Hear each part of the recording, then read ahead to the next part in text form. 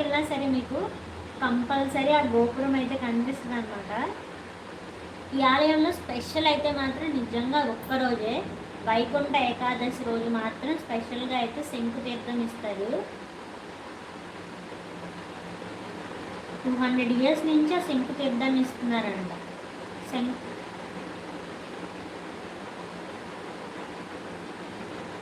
శంఖంలో కూడా 2 రకాల శంఖాలు ఉంటాయంట. ఒకటి ఎడమ వైపుకు తిరిగి ఉంటుందంట, ఇంకోటేమో దక్షిణావర్తి అంటే కుడివైపుకు తిరిగి ఉంటుందంట.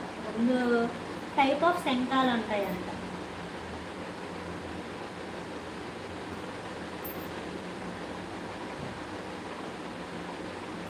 శంఖానికి కూడా పేర్లు ఉంటాయని నాకు కూడా తెలియదు, నేను కూడా వింటున్నాను అనమాట. వాటికి ఉన్న ఒక్కొక్క శంఖం ఒక్కొక్క స్టైల్లో ఉంటుంది కదా, అవి ఉండే దాన్ని బట్టి వాటికి పేర్లు కూడా ఉంటాయంట. గణేష అని, లక్ష్మి అని, మణిపుష్పక అనేకమైన పేర్లు ఉంటాయంట. అంటే కుడివైపుకు తిరిగి ఉంటుందంట. ఆ శంఖాన్ని దక్షిణావర్తి అని పిలుస్తారంట. ఆ శంఖం చాలా పవిత్రమైనది, అవి ఎక్కడ పడితే అక్కడ కూడా దొరకవంట. సో ఈ టెంపుల్ అయితే అలాంటి ఒక శంఖంతోనే ఉత్తర ద్వార దర్శనం అంటే వైకుంఠ ఏకాదశి రోజున ఆ శంఖంతో అయితే భక్తులందరికీ తీర్థం అయితే ఇస్తారు.